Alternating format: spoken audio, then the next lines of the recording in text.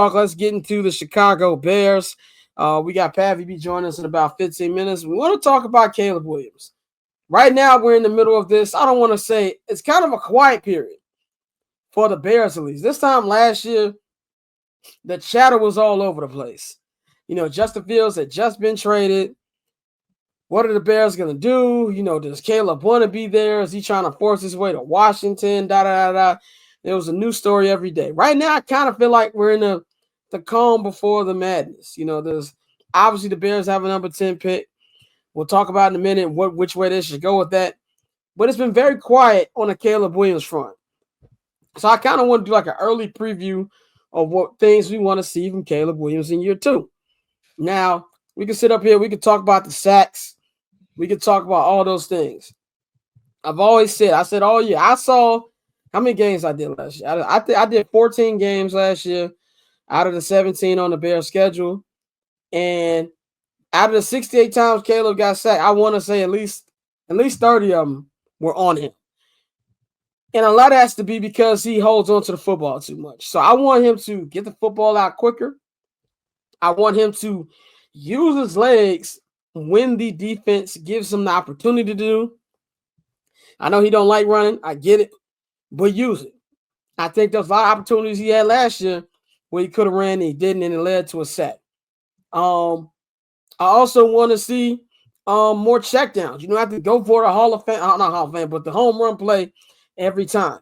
And I think with Ben Johnson, you're going to really see him take it to the next level.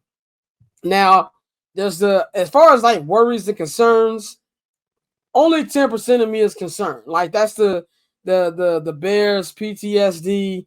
This is all gonna fuck up for us type thing. But if you look at all the things he did do last year, we look at him throwing for 3,000 yards.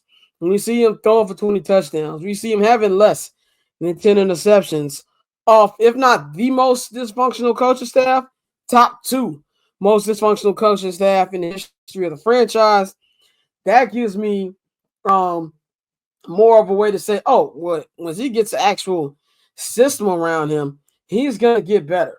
Now, the things he's going to have to work on off the field that we've heard, being a better leader, being a better, teammate and things like that. Not that he's been bad, but, there's been writers, and even Ryan Poles himself alluded to him stepping up a little bit more in that department. You give him a pass for that in year 2.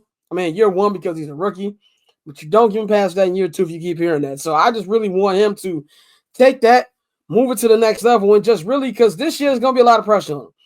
I don't doing the Chris Canty and all them idiots on that radio show saying that he has the most pressure out of any quarterback in the league. Like, that's stupid. People are going to be looking at Patrick Mahomes. Can he bounce back from this blowout in the Super Bowl? You're going to be looking at Josh Allen and Lamar Jackson. When are they finally going to get over the Patrick Mahomes hump? So I don't even think he's in the top 5 of most pressurized quarterbacks next season, but there's a lot of pressure on him as well. Look at the rest of the NFC North. They're not going anywhere. Even though we don't know what J.J. McCarthy is going to be in Minnesota, I'm giving him the benefit of the doubt just because of Kevin O'Connell. So he's going to have to step up, and a lot of people are like, okay, Ryan Poles gave you the head coach you wanted. Year 2, Roma Dunze, you got a coach who's going to be using DJ Moore the way DJ Moore is going to be used. They rebuilt the offensive line. There's going to be not a lot of excuses left for this kid next year if he doesn't step up. So I'm really eager to see what he's going to do, what this really will start next month. Next month is when the new league year officially starts, where you can start being in contact with the coaching staff, and OTAs are right around the corner. I want to see some of these group workouts. We already see the defense is doing that. Grady Jarrett has been here, 2 weeks?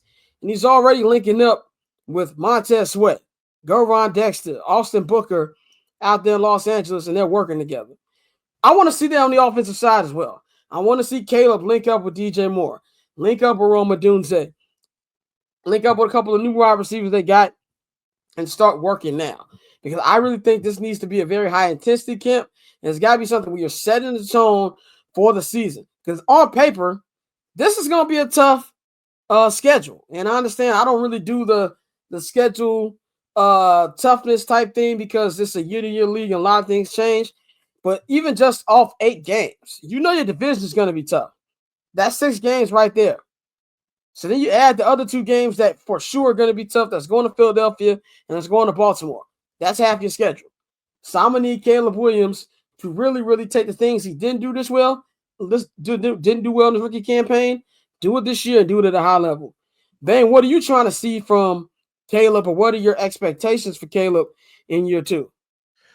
Man, I'm just looking for just to see where this is going to go. I don't want to put too much of that sauce on him yet because we know what the coaching staff was, right? I remember saying early in the season that it feels like that the coaching staff is not really coaching.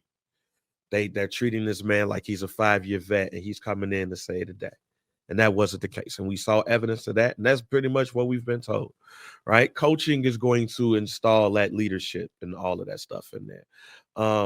Also, having vets around him, quality vets around him, is going to do that. We asked Nick last week about the backup quarterback situation, and do they go get a vet or they stay with Bajan? I think they need to go get a vet that's going to be able to help that man out and be able to, point him in the right direction of things. So I'm not putting a lot of onus on Caleb only because of what he had available to coach him in the first place. I also don't want people to sit up here and think that I'm giving them that I am putting the cape on from him. Like, no. If you look at Ben Johnson and you look at the staff that's around him, I expect him to be better. I expect that already. And with the leadership thing, I don't expect him. And I also believe that the leadership thing, that's one of the big things that they put on him way too early. You have to grow into that leadership position in the NFL locker room. You can't just be anointed a leader as a rookie. Too many unfair expectations was put on that kid by us, not realizing what he had to teach him those things. So because of that, I'm not putting anything on Caleb for year 2. I'm putting it on the coaching staff.